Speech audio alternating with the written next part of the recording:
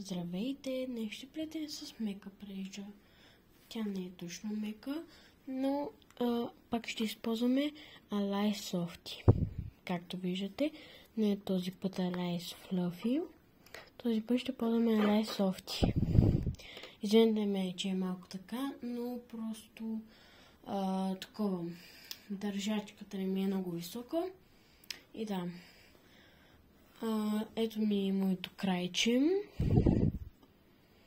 Първото нещо е така си го хванете. Извинявам се, че са ми сини ногтите, но просто ядох чипс. Син, да. Така, хващате го така.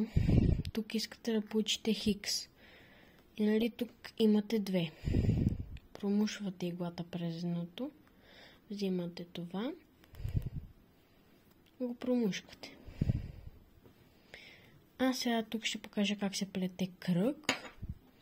И да. Наметка. Наметка ли? Да. Трябва да получим 5 такива. Забравих как се каже. Наметки ли? Добре. Първата. Сега пак ще покажа. Взимаме. Ако това ви пречи, можете да си го отрежете. Наметка. Взимаме. И промушкаме. Наметка. Взимаме. Промушкаме. Наметка. Взимаме. Промушваме. Наметка. Взимаме и промушваме. Така. Виждаме, че не е много дълго, но това ни трябва, защото иначе ще има голяма дупка по средата. Така, както виждате, ето тук първото. Ще си го захванем. С тази прежда не се вижда много добре, така че ако пропуснете, няма проблем. Нали, като го захванахме и сега имаме наметка и го промушваме през двете. Ето, нямаме такава дупка. И сега първото, моето ето тук се вижда. Мушкаме. Не, чакайте, извинете. Наметка. И тогава мушкаме. Наметка и тази наметка остава горе. И другите три ги взимаме и така ги премятаме. Наметка. Промушваме. С тази прежда е много по-трудно. Така че да имаме 4.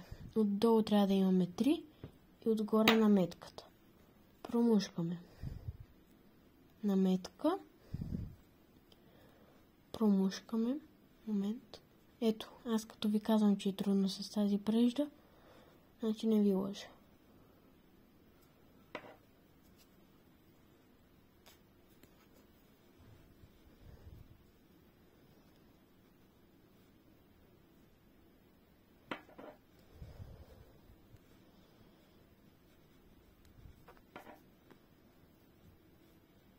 Ще се върна, когато го направя по-голям. Ето така ще получите ето това. Сега нека да продължим. Взимате крайчето, наметка, промушваме, още една наметка. И сега, ако ви е по-удобно, ще ги мушкаме по-отделно. Едното, другото и последното. Пак ще повторя. Наметка, промушваме, още една наметка и сега едното, второто и третото. Наметка, промушваме, още една наметка. Първото, второто и третото. Отново наметка, промушваме и последната наметка. Промушваме едното, второто и третото. А сега ще се върна, когато да го направя още по-голям този кръг. Сега тук трябва да внимавате, защото в този процес, ако много ако много събирате, много го стеснявате, ще ви се събира кръгчето. Ето на мен, защото аз сега показвам какво ще стане. Но ако не го стеснявате толкова много и трябва да би е по-отпуснато ето тук на куката. Но ако искате, нали, да ви е по-малка играчката, си го стеснявайте. Това е по ваш избор. И да, ето пак тук се затруднявам с тази прежда.